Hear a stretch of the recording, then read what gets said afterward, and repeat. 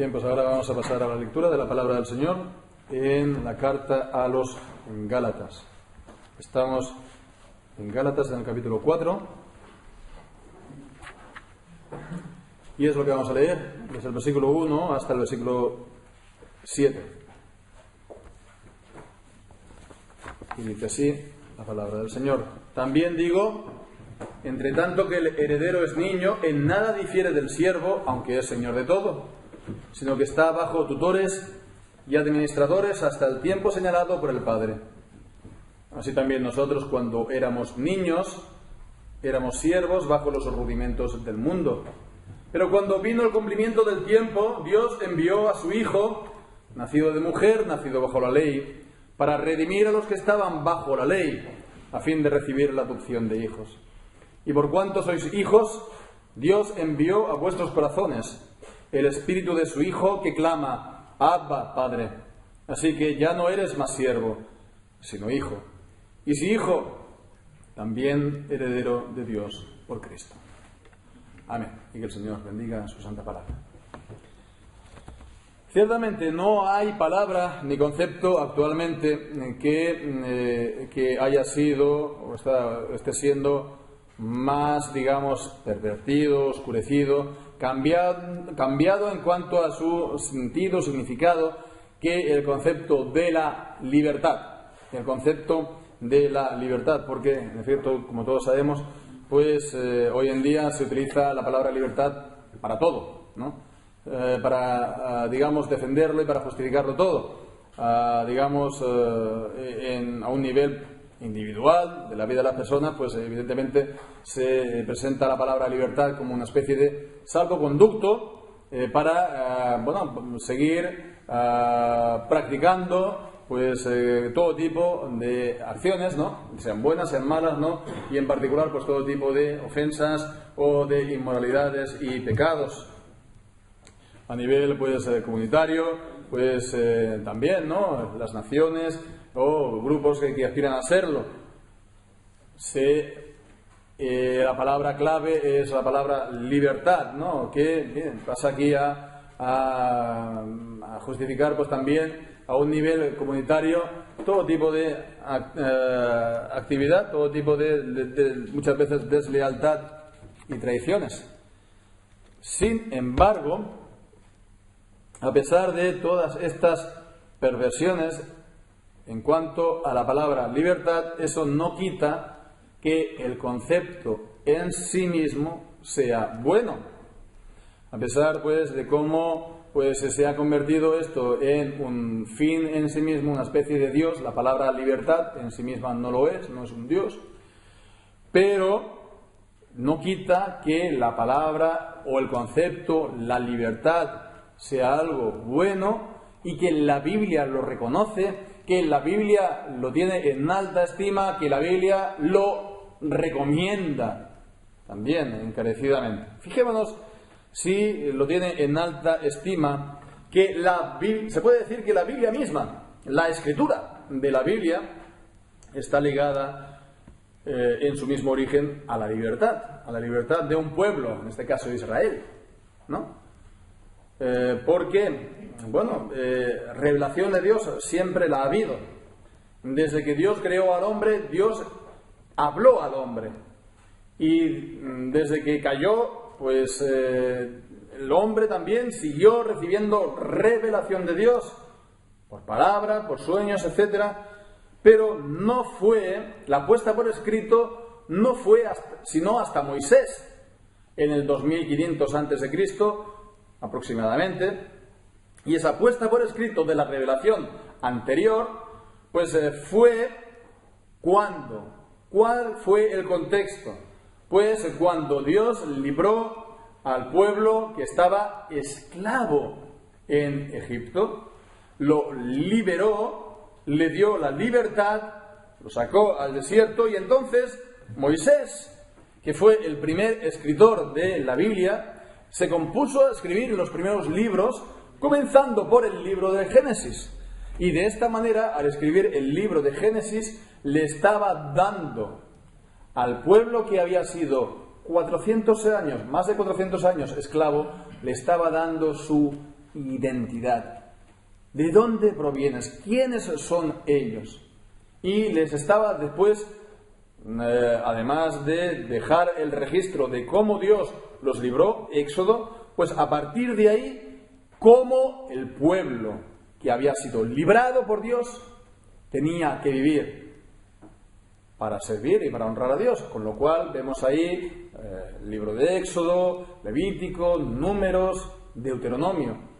Los libros que Dios dio a un pueblo que antes había sido esclavo, pero que ahora lo había librado, para que una vez, como dice Lucas capítulo 1, una vez libres de nuestros enemigos, lo podamos servir en santidad, en justicia.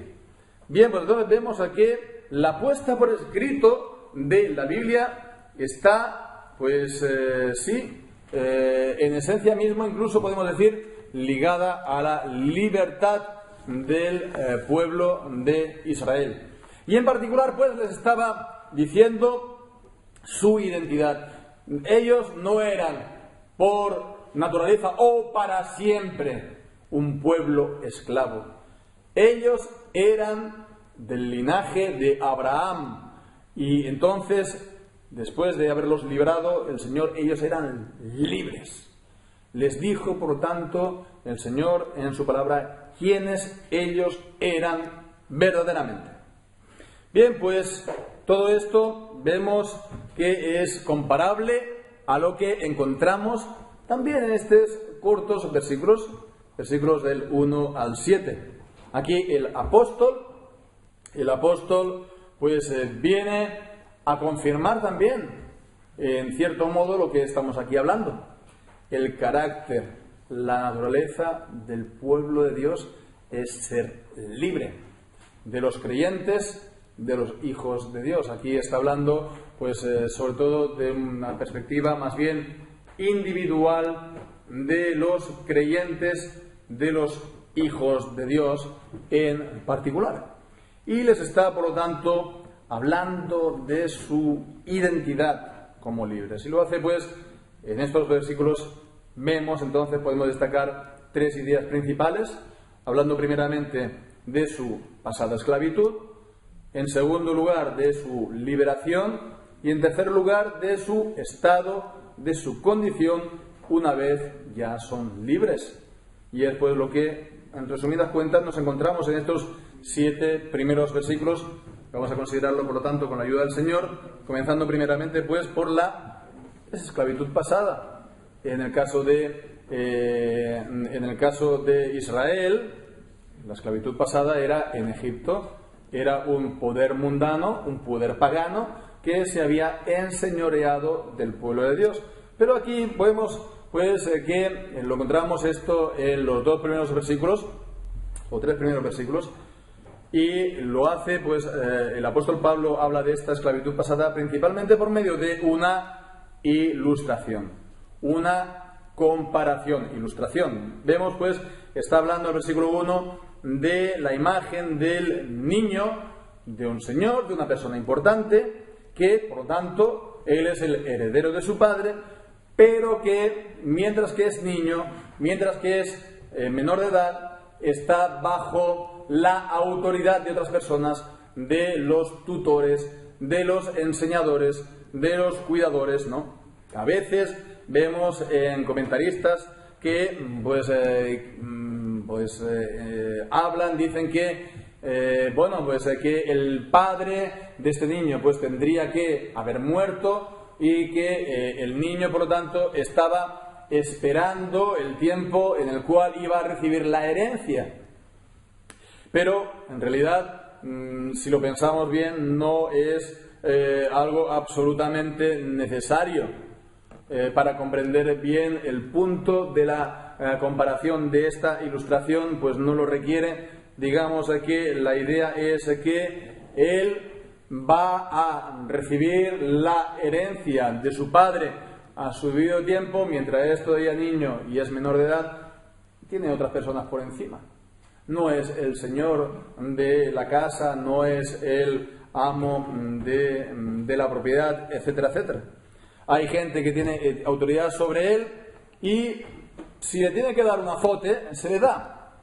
Y en ese sentido, pues, vemos, dice, en nada difiere del esclavo, aunque él es señor de todo, aunque a él le pertenece todo, digamos, y digamos que a su debido tiempo lo recibirá. ¿Cuándo será eso? Vemos en el versículo 2, dice, hasta el tiempo señalado por el Padre. Ya sea que el Padre diga, bueno, cuando yo me muera tú lo recibas todo, o a lo mejor como ahora hacen, ¿no?, los padres que reparten la herencia todavía en vida para evitar problemas con el fisco, pues hacerlo antes. En todo caso, el momento que lo determine el Padre. Bien, pues esta ilustración sirve en el propósito del apóstol para hablar de la relación del creyente con la ley, el creyente con la ley de Dios. Ya en el capítulo 3, si nos acordamos, antes del parón estival, en el capítulo 3 nos encontramos con una ilustración bastante parecida, en el versículo 24. Allí está hablando del ayo. La ley fue nuestro ayo para llevarnos a Cristo, a fin de que fuéramos justificados por la fe. La palabra ayo significa pedagogo, aquel que llevaba al niño, lo tomaba de la mano y lo llevaba a la escuela y lo traía. El pedagogo, es decir, el que lleva al niño, ¿no? Paido, gogo, hago, entonces el que lleva al niño lo trae como si estuviera cogido de la mano, el ayo. Bien, es una imagen similar porque aquí está hablando de personas que tienen autoridad, dice tutores, administradores, aquellos que los han de cuidar y que han de ejercer autoridad sobre él. Y entonces estos tutores, estos administradores, ¿a quiénes representan en esta comparación? Pues entonces vemos que está hablando de los rudimentos del mundo. Versículo 3, así también nosotros cuando éramos niños, éramos siervos bajo los rudimentos del mundo. Primero, por lo tanto, vemos que está hablando aquí de los creyentes y del pueblo como niños.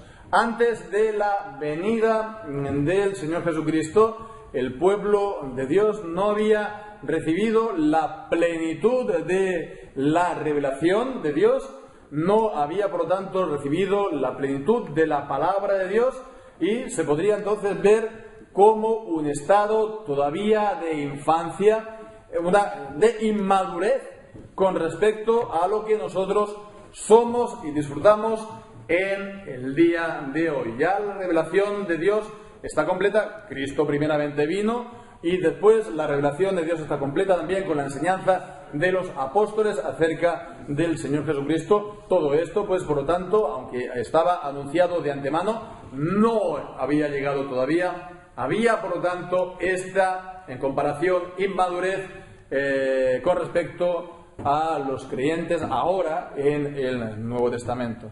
Bien, pues entonces, por una parte niños, por otra parte dice, bajo los rudimentos del mundo. ¿Y a qué se refiere? Pues cuando habla de los rudimentos, la palabra rudimentos lo podríamos nosotros expresar de una manera pues bastante coloquial y comprensible, diciendo como si fuera el ABC del mundo, los principios fundamentales de... encontramos la expresión rudimentos de capítulos 6 de Hebreos para hablar de los rudimentos de la palabra de Dios, los rudimentos de la fe.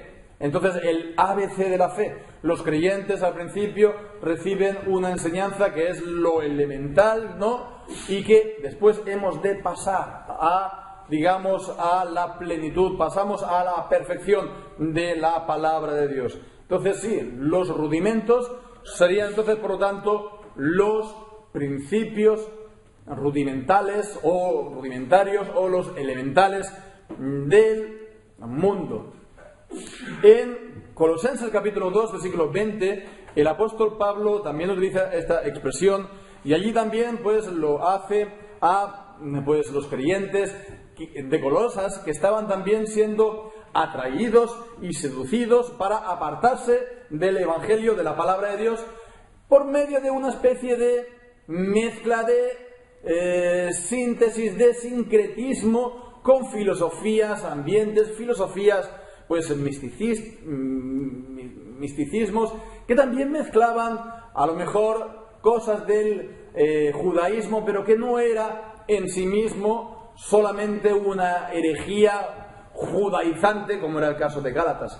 Era pues algo un poco más espiritualista, más místico, que mezclaba pues también cultos a los ángeles. Y bueno, pues entonces, ¿a dónde echa mano para todo esto? Pues está echando mano en ideas, en filosofías y corrientes del mundo, ¿no? Y que las adapta de alguna manera, o lo pretende, a la palabra de Dios. Bien, pues allí, lo decimos en el capítulo 2:20 de Colosenses, allí dice: pues si estáis muertos con Cristo en cuanto a los rudimentos del mundo, porque si vivierais en el mundo sometéis a ordenanzas tales como no uses, gustes, toques. Bueno, son cosas que, dice versículo 23, a la verdad tienen reputación de sabiduría, en culto voluntario, en humildad y duro trato con el cuerpo, pero sin valor alguno en cuanto a la satisfacción de la carne. Todas aquellas normas, por así decirlo, de conducta, todas aquellas filosofías que el mundo pone para, digamos, entre comillas, salvarse a sí mismo, ¿verdad? Para encontrar una, digamos, aceptación delante de Dios o delante de las divinidades. Y bien, pues entonces vemos que aquí en Gálatas, esta misma palabra o concepto también se está aplicado ¿a qué? El contexto de la carta a los Gálatas, evidentemente, a la ley de Dios. A la ley de Dios. Y de hecho, en el versículo 9, seguimos pues leyendo, dice: mas ahora, habiendo conocido a Dios, o más bien siendo conocidos por Dios, ¿cómo os volvéis de nuevo a los débiles y pobres rudimentos a los cuales queréis volver a servir? Guardad así los días, los meses, los tiempos, los años, haciendo por lo tanto pues referencia a guardar las festividades de Israel en el Antiguo Testamento, como, por así decirlo, formando parte del, entre comillas, mismo paquete que la circuncisión. La circuncisión pues lleva consigo el guardar toda la ley. La ley en su conjunto, no solamente los principios inalterables de la ley de Dios, el decálogo, los 10 mandamientos, sino todo el conjunto de la ley en su conjunto, integralmente, tal como Dios lo dio a Moisés. Bien, pues entonces vemos que la ley de Dios se está utilizando una expresión un poco, bueno, no voy a decir, no es polémica, pero bueno, es algo que puede llamar la atención, que llamen a la ley de Dios así, rudimentos del mundo, ¿verdad? Bueno, pues pensemos, la ley de Dios, el apóstol Pablo, en Romanos capítulo 7, le dice que ella es santa, justa y buena, y lo es. Es la ley imperecedera de Dios. Es verdad, es luz, es la gran maravilla que nosotros la podamos conocer, pero con todo y con eso, cuando lo miramos a la ley como el medio para salvarnos, cuando miramos a la ley como el medio para nuestra justificación para con Dios, entonces es un rudimento del mundo, en ese sentido. En ese sentido, pues, la ley no sirve. La ley para la justificación es inútil. Son palabras que a lo mejor es un poco fuertes escucharlas, pero es así. No se consigue la justificación por medio de la ley. Y la culpa no es de la ley. Y ya dice Pablo, pues, en otro lugar, en sus cartas, dice que si pudiéramos ser justificados por la ley, ciertamente lo seríamos. Parafraseándolo un poco. La culpa no es de la ley. La ley sigue siendo santa, justa y buena. La culpa no está en ella, la culpa está en nosotros, que nos es imposible guardarla perfectamente. Y para ser justificado por la ley, se tiene que guardar perfectamente, íntegramente, al 100%, de todo alma y de todo corazón. Es imposible para el hombre, por lo tanto, ser justificado por medio de ella.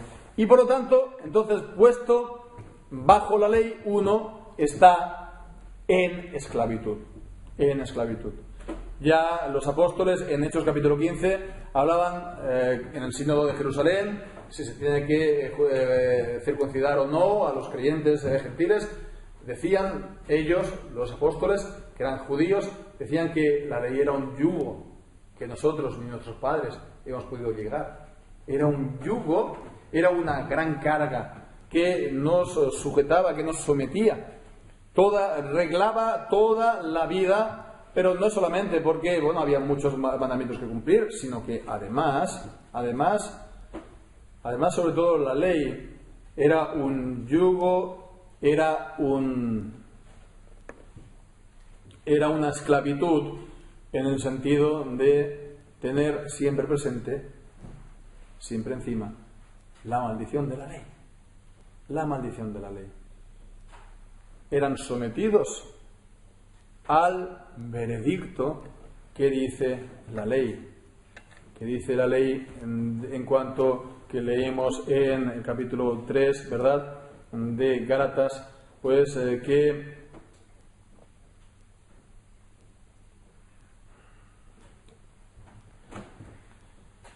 cuando dice que en el capítulo 3, versículo 10, todos los que son de las obras de la ley están bajo maldición, porque escrito está: maldito todo aquel que no permanece en todas las cosas que están escritas en el libro de la ley para hacerlas. Y es, por lo tanto, de esta manera que estaban, por lo tanto, sujetos a servidumbre, estaban bajo la esclavitud, porque estaban bajo la maldición de la ley. Por lo tanto, vemos pues que en cuanto esto nos enseña mucho en cuanto al estado pues del hombre. En cuanto al estado del hombre, es un estado de esclavitud. Esclavitud total. Y la ley añade esclavitud a la esclavitud que ella tiene. Porque el hombre natural, el hombre sin Dios, pues primeramente está esclavo pues de sus pecados, ¿verdad? Todo aquel que hace pecado, esclavo del pecado es. Esclavo también del diablo, porque el príncipe de la potestad del aire, como dice Efesios, obra en él y cumple también en él su voluntad. Y pues también tenemos esta esclavitud procedente de Dios, de ponerlo bajo la maldición de la ley. El hombre sin Dios, en estado natural, vemos, no hay ninguna salida para él. No hay ninguna vía de escape. Está en un estado de completa, de absoluta miseria. Y bien, pues entonces, bueno esto tenerlo presente en cuanto a lo que decíamos al principio acerca de la exaltación de la libertad, de hacer de la libertad del hombre una especie de Dios, que es lo que hace el liberalismo en sus distintas vertientes, pues, política, filosófica, teológica también.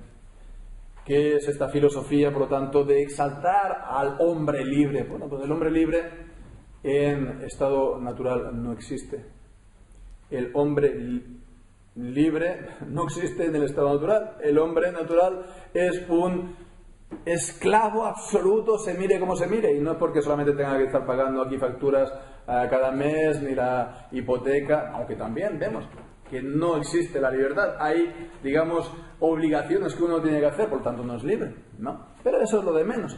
Después, en un sentido espiritual, verdaderamente, el hombre no es en absoluto libre, no hace todo lo que,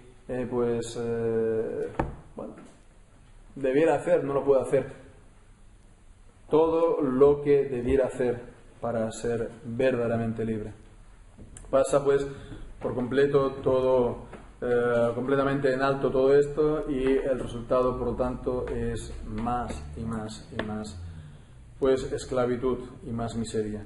El hombre en estado natural es un absoluto miserable, en un sentido pues de su miseria, en un sentido de su estado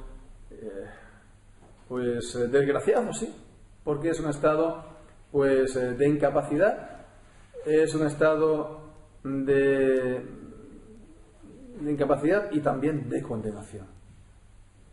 No solamente de incapacidad, sino también de condenación. Una corrupción total y una condenación justa delante de Dios. Este es, por lo tanto, el estado, digamos, de los creyentes de partida, pero vemos ahora, en segundo lugar, en cuanto a su liberación, y es lo que pues dice a partir del versículo 4. Básicamente dice: cuando vino el cumplimiento del tiempo, Dios envió a su Hijo, nacido de mujer, nacido bajo la ley. El cumplimiento del tiempo, por tanto, que se corresponde al tiempo que hemos visto en la ilustración, el tiempo designado por el Padre. El cumplimiento del tiempo es el tiempo que designó el Padre en su voluntad, el tiempo en el cual Él decidió enviar al Señor Jesucristo. Él lo había previsto en el Antiguo Testamento, Él lo había anunciado, lo había preparado, había profetizado acerca de Él, pero fue cuando vino el momento que Él dice, envió. Él envió a su Hijo. Y si nos damos cuenta, esta palabra enviar, que significa, por lo tanto, que el Hijo ya existía. El Hijo ya existía previamente, ¿no? No se puede enviar aquello que no existe, ¿no? O aquel que no existe. Por lo tanto, Cristo, Él es Dios. Aquí está hablando de su divinidad. Y vemos que no solamente está hablando de su divinidad, sino también está hablando de su humanidad, porque dice, envió a su Hijo, nacido de mujer o nacido bajo la ley. Nacido de mujer, nacido bajo la ley, hay que tener presente en la revisión de 1909, tenía como traducción hecho de mujer. Hecho de mujer, que es el mismo significado o sentido que, por ejemplo, encontramos, la misma palabra, el mismo significado en la petición del Padre Nuestro, ¿no? Hágase tu voluntad. Es decir, que se cumpla, que llegue a ser, que se realice. Y bien, pues seguramente sea esta pues el mejor sentido todavía, tal vez, no sé, si podemos tal vez reconsiderar este punto en cuanto a la traducción, ya veremos, pero vemos que es la idea de hecho de mujer, que por lo tanto pues tomó su naturaleza humana, su humanidad de la mujer. Es decir, que Cristo no fue solamente divino y ya está, ¿no? Y bueno, pues sí, incluso la mujer, alguien podría decir, no, vivió en el vientre de María, pero sin que ella realmente fuera su madre, ¿no? Como que el vientre de María fuera una especie de vientre de alquiler, ¿no? No, no es eso. Él tomó de la humanidad de María, su humanidad, y bien, por lo tanto, Él es Dios, sí, pero Él también es verdaderamente hombre. A este pasaje es paralelo a lo que leemos en Romanos capítulo 1, versículo 3 también, que Él era, pues también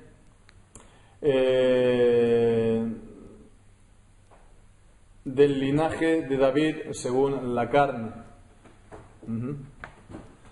Del linaje de David según la carne. Bien, pues entonces fijémonos que aquí está hablando de su divinidad por un lado, de su verdadera humanidad por otra parte, es decir, por lo tanto, de su persona, de sus naturalezas y de su persona.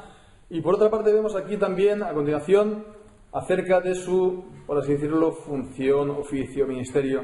Dice, nacido bajo la ley o hecho bajo la ley, es decir, puesto bajo la autoridad de la ley. Es lo que viene también a enseñar Filipenses capítulo 2, cuando habla de Cristo, que Él se hizo obediente hasta la muerte y muerte de cruz. Él, que era el Señor de la gloria, se puso bajo la autoridad de la ley. Él que tenía toda la autoridad de la ley, Él como hombre en su humanidad se puso una posición legal para cumplir la ley. Y eso pues no fue para, como en el caso de Adán, condenación, sino que la cumplió perfectamente para vida y por lo tanto para salvación, sí, por obras, aunque evidentemente no para Él, porque Él nunca cometió pecado, sí para su pueblo que Él representaba. Así, por lo tanto, vemos la liberación de Dios. Aquí está la liberación de Dios. ¿Alguien dirá dónde? Pues aquí lo vemos, en una sola palabra: Jesucristo. Jesucristo es la liberación del pueblo de Dios, en su persona y en su oficio, en que Él es Dios hecho hombre y en que Él se puso bajo la ley para cumplirla en su obediencia activa y también para cumplirla en su obediencia pasiva al ser ofrecido en la cruz del Calvario como sacrificio, para satisfacer, que el Padre satisfaciera su ira por el pecado de su pueblo, en su ofrenda perfecta, en su sola persona y en su oficio. Ahí está la liberación para el pueblo de Dios. No hay que buscar más. No hay que buscar más historias. No hay que buscar, pues, más alicientes. No hay que buscar más cosas interesantes. En Jesucristo y en Él solo, en su persona y en su oficio. Ahí está nuestra liberación, nuestra libertad, porque Él es el gran liberador. Porque Él es el gran liberador. Porque Él tomó la maldición del pueblo, aquello lo cual estaba sujeto, sobre sí. Y de esta manera Él ya está libre, el pueblo, de esta maldición, por tanto, de esta esclavitud que le había puesto la ley. Bien, pues habiendo visto esto, ahora pasamos ya en tercer lugar acerca del estado, la condición de los creyentes en Cristo hoy. Y es lo que leemos: para redimir a los que estaban bajo la ley, a fin de recibir, versículo 5, la adopción de hijos. Ahora, por lo tanto, en primer lugar, somos hijos de Dios. Jesucristo, vemos en el versículo 4, dice: envió a su Hijo, en mayúsculas, destacado. Él es el Hijo natural de Dios, es decir, el eternamente engendrado o el unigénito. Pero nosotros somos hijos, en minúscula, en plural, somos hijos adoptivos. Somos hijos adoptados, no por naturaleza, porque por naturaleza somos hijos de ira, pero adoptados somos hijos de Dios. Antes éramos extranjeros a Dios y éramos enemigos, y ahora somos miembros de su misma familia. Fijémonos la gran maravilla del Evangelio. Fijémonos, nosotros estaremos dispuestos a adoptar a los hijos de nuestros enemigos al precio de la vida de nuestro único hijo natural. ¿A qué no? Ningún hombre lo haría. Este es el mensaje del Evangelio. Dios toma a los como hijos adoptivos, a los enemigos, al precio de su único hijo natural. ¿No es esto una gran maravilla? ¿En qué, digamos, dónde vamos a encontrar esto? ¿El Evangelio dónde lo vamos a encontrar? Fuera del Evangelio. ¿En qué filosofía o en qué religión vamos a encontrar esta maravilla de mensaje? Y esto pues lo hizo evidentemente mostrando su gran amor y su gran soberanía también. Porque Él lo dispuso esto soberanamente, no lo hizo por debilidad, sino en una manifestación soberana, en una decisión soberana suya, del Padre. Bien, por lo tanto, vemos la adopción de hijos no es solamente entonces algo legal, aunque sí es un estatuto legal, ya no estamos bajo la ira, sino que también vemos aquí a continuación que es una realidad que Dios nos hace conocer a nosotros, que somos hijos de Dios. Por propia experiencia, podemos decir, porque leemos a continuación en versículo 6, por cuanto sois hijos, Dios envió, fijémonos, es el mismo verbo, cuando leemos el versículo 4 que Dios envió a su Hijo, pues aquí también Dios envió a su Espíritu Santo, por lo tanto vemos aquí la Trinidad, otra prueba bíblica en el Nuevo Testamento acerca de la Trinidad. Dios envió a su Espíritu, el Espíritu de su Hijo. Vemos, es el Espíritu del Padre, pero también es el Espíritu de su Hijo, el Espíritu de Cristo, por lo tanto, otra prueba más acerca de la Trinidad en el Nuevo Testamento. No solamente que los envía, sino que el Espíritu Santo es el Espíritu del Hijo de Dios, mostrando que de esta manera también el Hijo de Dios es Dios. Bien, pues entonces fijémonos lo que Él hace. El Espíritu dice que Él clama Abba Padre. Abba Padre, primeramente la palabra Abba es la palabra papá, de manera cariñosa en arameo, y después la traducción primero en griego y también ahora en nuestras lenguas, Padre.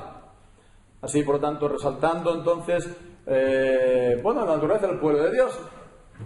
La palabra con la que, la palabra con la que hablaban los judíos y la palabra, digamos, universal de todas las naciones y lenguas. Entonces, mostrando que el pueblo de Dios ahora no es solamente un pueblo, el solo pueblo, el pueblo de Israel o judío, sino que el Israel de Dios está compuesto de todos los creyentes en el Señor Jesucristo, en todos los pueblos y lenguas. Bien, por lo tanto vemos que cuando está diciendo que el Espíritu Santo clama Abba Padre, pues tampoco esto que significa que lo hemos de pensar que Él está gritando a nosotros Abba Padre. El significado de esto es lo que dice Romanos 8, y leemos ahí en los versículos del 14 al 17. Romanos 8, 14 al 17 dice: ¿qué pues diremos? ¿Qué digo yo? Esto es el 19. El 8, 14 dice: porque todos los que son guiados por el Espíritu de Dios, estos son hijos de Dios. Porque no habéis recibido el espíritu de servidumbre para estar otra vez en temor, sino que habéis recibido el espíritu de adopción, por el cual clamamos Abba Padre. Vemos, nosotros clamamos Abba Padre. Bien, pues aquí en Gálatas esto está atribuido al Espíritu Santo. Es el Espíritu Santo en nosotros que hace que nosotros llamemos a Dios nuestro Padre. Y no solamente lo llamemos, sino que lo sintamos verdaderamente. Él es nuestro Padre, mi Padre. Y esto es lo que seguimos leyendo en Romanos 8, habla como el testimonio del Espíritu Santo en nuestro espíritu. Dice, porque el mismo Espíritu da testimonio a nuestro espíritu de que somos hijos de Dios. Y si somos hijos, también herederos. Herederos de Dios y coherederos con Cristo, si es que padecemos juntamente con Él, para que juntamente con Él seamos glorificados. Bien, pues vemos en esencia, tenemos la misma enseñanza, los mismos elementos. Así, por lo tanto, vemos el Espíritu Santo es el que hace que nosotros llamemos a Dios Padre, sintamos a Dios no como nuestro enemigo, no como un ajeno, no como alguien, un extraño, sino esta relación filial, Padre, papá, podríamos decir, Abba. Bien, pues fijémonos que esto lleva consigo, también retomando ya por último lo que ya hemos visto en la ilustración, decía, Él es heredero de todo, aunque está, por lo tanto, bajo, la autoridad de cuidadores, administradores, los rudimentos del mundo. Él es heredero de todo. Bien, pues nosotros también somos herederos de todas las cosas, y dice, así que ya no eres más siervo, sino hijo, y si hijo, también heredero de Dios por Cristo. Ya hemos visto en Romanos 8. Cristo, por lo tanto, es el heredero de Dios. Él es las primicias, Él es el primogénito. Él, como dice Colosenses capítulo 1, todo fue hecho por medio de Él y para Él. Él, ha de recibir todas las cosas. Él, todo el universo, todo ha sido para que Él tenga en Él, en el universo, la preeminencia. Y bien, nosotros somos miembros de su pueblo y somos miembros suyos, y por lo tanto también recibiremos la herencia de Cristo. Somos herederos de Dios. Todo lo que Dios ha dado en herencia a Cristo, nos lo ha dado a nosotros, porque nosotros somos miembros de su cuerpo y Él es nuestra cabeza. Así pues, nosotros vamos a recibir la tierra en heredad. Nosotros vamos a recibir también el universo, vamos a ser reyes y sacerdotes para siempre. Vamos a juzgar a los ángeles, vamos a ejercer autoridad y dominio eterno. ¿Cómo será eso? Pues tampoco lo que vamos de entender hasta ahora, a día de hoy, perfectamente, pero sabemos que será así. Todas las cosas que son de Cristo también son para su pueblo, son nuestras. Ya no somos más siervos. Y esta es, por lo tanto, la realidad. Y esta es la identidad que el apóstol Pablo quiere que la tengamos pues bien clara. Ya no eres siervo. Ya no eres siervo. Ya eres hijo. Y si hijo, heredero de Dios, coheredero con Cristo. Esta es nuestra identidad en Cristo. Esta es nuestra identidad en Cristo. El ser hijo de Dios no hace que seamos ángeles a día de hoy, ¿verdad? No nos hace perfectos porque estamos todavía arrastrando el pecado. Sí, la salvación de Dios hace que haya un cambio en nuestras vidas. Ya por lo tanto no somos esclavos del pecado, ¿verdad? Ya no somos esclavos de corrupción, ya por la gracia de Dios, sin ella no es posible, pero con la gracia de Dios sí, podemos obedecer a Dios, imperfectamente, pero sí, ser santos, santificados. Pero bueno, no quita el pecado del todo en nuestra vida. Entonces, todavía tenemos que batallar, todavía tenemos que luchar. Y por lo tanto, la presencia todavía del pecado en nosotros no nos tiene que llevar a concluir que somos siervos, ¿verdad? Es decir, que estamos bajo la maldición, porque Cristo tomó la maldición sobre sí y nos ha hecho libres. Así, por lo tanto, hemos de andar en libertad. No hemos, por lo tanto, de rebajar nuestro nivel, ¿no? Si un hijo de un rey, ¿no? Pues no quiere serlo porque le da vergüenza y sale a la calle a jugar con otros niños de la calle y a decir palabrotas y a hacer cosas malas, pues uno diría, bueno, pues sí, muy campechano, pero esto no es lo que se espera de un hijo del rey. Al igual nosotros no hemos de rebajar nuestro estatus o nuestro estado, nuestra condición de hijo de Dios. Hemos de levantar la cabeza. Hemos de no jactarnos de nada nuestro, porque nada tenemos, sino jactarnos en Cristo. Él ha de ser nuestra jactancia. Ya no somos siervos. Ya no somos siervos. Si alguien te tiene que decir que porque no eres perfecto, pues tienes que estar todavía pues temiendo, teme, pues hemos de decirlo, no. ¿Y por qué? Pues porque tenemos un poderoso Salvador, que es Cristo el Señor. Ya no estamos más bajo condenación. No hay ninguna condenación para aquel que está en Cristo.